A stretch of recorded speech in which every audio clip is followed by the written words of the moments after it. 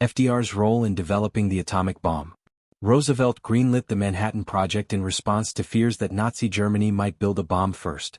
Franklin Delano Roosevelt may not be the first president Americans associate with the atomic bomb. That distinction usually goes to his wartime successor, Harry Truman. But it was FDR, anxious about Germany beating the World War II allies to the bomb, who greenlit the weapon's development. In August 1945, Truman authorized the U.S. military to attack Japan with the fearsome new weapon. The subsequent attacks on Hiroshima and Nagasaki killed hundreds of thousands of people, and led to the surrender of Japan that month. Incredibly, Truman made the decision to use the nuclear bomb only 4 months after learning that the United States was building it.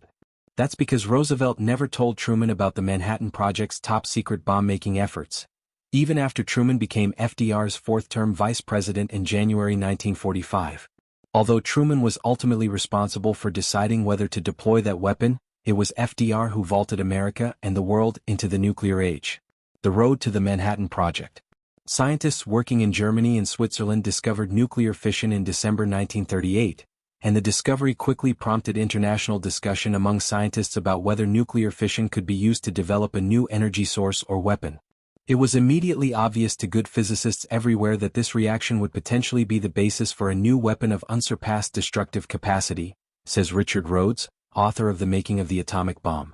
Worried about the possibility of Nazi Germany developing a nuclear bomb, the Hungarian physicist and Jewish refugee Leo Szilard helped convince Albert Einstein, another Jewish physicist who'd fled Nazi Germany, to send a letter to President Roosevelt. In the letter, Einstein warned that Germany could try to gather enough uranium to create a bomb so powerful it could destroy a whole port by itself. Einstein sent the letter through an intermediary in August 1939, and by the time it reached FDR that October, Adolf Hitler had invaded Poland and World War II had begun. Even though the U.S. had not yet joined the war, Einstein's letter prompted FDR to convene the Advisory Committee on Uranium. The next year, he approved the creation of the National Defense Research Committee, which was superseded in 1941 by the Office of Scientific Research and Development. These groups marked the tentative beginning of the U.S. nuclear program. The big turning point came in the summer of 1941, when scientists on Britain's Maud Committee released a report outlining a feasible plan for building a nuclear bomb. Vannevar Bush, head of the Office of Scientific Research and Development, met with FDR in October to discuss the report with him. In response, FDR told Bush to begin research and development on a nuclear bomb, and that he would find a way to secure funding to build it. The Japanese attack on Pearl Harbor on December 7, 1941 ushered the United States into the war, giving new urgency to the country's quest to build a nuclear weapon. A month after this attack, FDR officially approved the creation of the Manhattan Project. The secret U.S. program to build the world's first atomic bomb would end up costing $2.2 billion and employing 130,000 people, not all of whom knew what they were working on. Nuclear physicists became concerned about the bomb. A big factor driving the creation of the Manhattan Project was the fear that Nazi Germany might create a nuclear bomb first. However, German attempts at nuclear programs never got very far.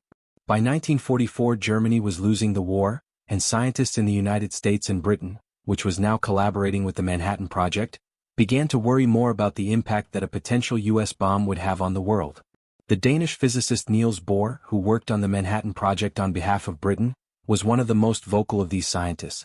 In August 1944, he met with FDR to discuss his fears that the bomb could create a nuclear arms race in which countries would gain the power to annihilate each other. He suggested there should be an international plan for controlling nuclear weapons after the war. When FDR met with Prime Minister Winston Churchill the next month, they discussed whether their countries should inform the world that they were working on a nuclear bomb. Churchill, who had also met with Bohr and remained unmoved by his concerns, strongly disagreed with this idea. In a memorandum signed at this meeting, FDR and Churchill agreed to keep the bomb a secret. In March 1945, Einstein sent a second letter, again at the urging of Szilard, to FDR. Szilard, who was working on the Manhattan Project in the United States, was one of the scientists increasingly alarmed about how nuclear weapons might change the world. In the letter, Einstein wrote of Szilard's concern that there wasn't enough communication between the scientists working on the bomb and the government officials who would decide how to use it. He urged FDR to meet with Szilard so the physicist could discuss his concerns. To make sure FDR didn't miss the message, Einstein sent a copy of the letter to First Lady Eleanor Roosevelt. She scheduled a meeting between Szilard and FDR that would take place in May. But the meeting never happened because on April 12 the president died of a stroke.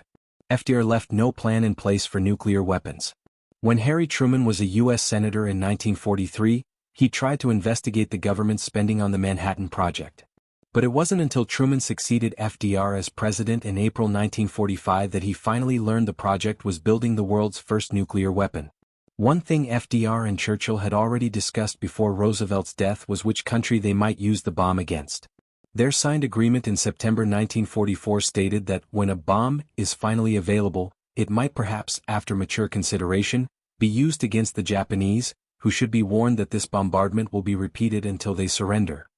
But in terms of actual plans for using the bomb and handling nuclear weapons going forward, Roosevelt had left Truman no documentation or policy directives, says Bruce Cameron Reed, a professor emeritus of physics at Alma College and author of Manhattan Project, The Story of the Century. Secretary of War Harry Stimson had discussed a few possibilities of how to use the bomb with FDR.